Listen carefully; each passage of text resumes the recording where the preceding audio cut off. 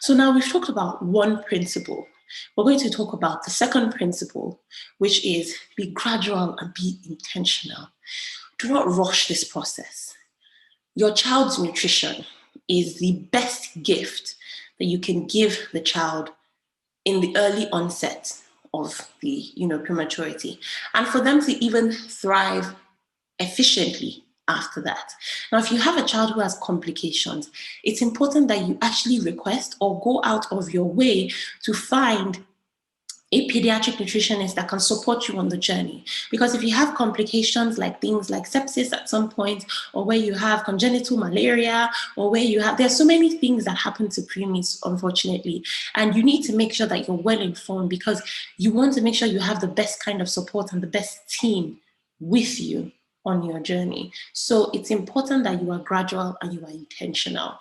Do not see it as an opportunity to try to make the wrong decisions, not because you want to, but because you didn't get the right information and you weren't well informed. So go out of your way to find information that is not on Google, but go out of your way to find information from professionals that can guide you. Go out of your way to find information from professionals who actually know what they're doing and won't make you buy things unnecessarily. Because like I said, you do not need fortifiers. The data is not even showing that fortifiers are any better than breast milk. And like I mentioned before, it's not just about the energy intake. It's not about the carbs and the proteins. They need the macronutrients. They need the vitamins. It's so essential for brain function, for their gut health, so essential for their development of the nervous system. So don't dwell entirely on the idea, okay, the baby is so small, he needs to start gaining weight, we've been discharged from the hospital, if I double the don't do any of that, please. And if you do decide that you're going to give formula, please ensure that you're getting the right instructions. So for me as a professional, if I have to do formula for children, I usually like to do it either by the gestational age of the child, not by the corrected age, but the gestational age, right?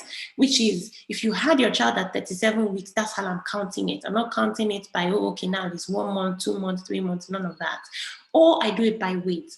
I prefer to use gestational age for early or middle premature babies, and then I use weight for babies who are mature preemies, right? Because their system is a bit more developed. And the reason for that is because these formulas are made in a one-size-fits-all. It's not like breast milk, which is tailored to every single child. It's a one-size-fits-all. So you need to be mindful of the quantities again, and how you make the formula. Don't feel like, oh, okay, because the preemie is smaller, I will now make it watery. Don't do that. You're going to do wrong reconstitution of the formula, and that can cause issues, right? So that's why I say, if you can breastfeed, please breastfeed. It's the better option. It's easier. It's less stressful. There's less to think about. It's less of a headache. But if you have to give formula, then you need to be put on either a preemie baby formula, not regular formula, and you need to be then given the instruction and the go ahead to then move to regular formula, dependent on gestational age or weight of the child.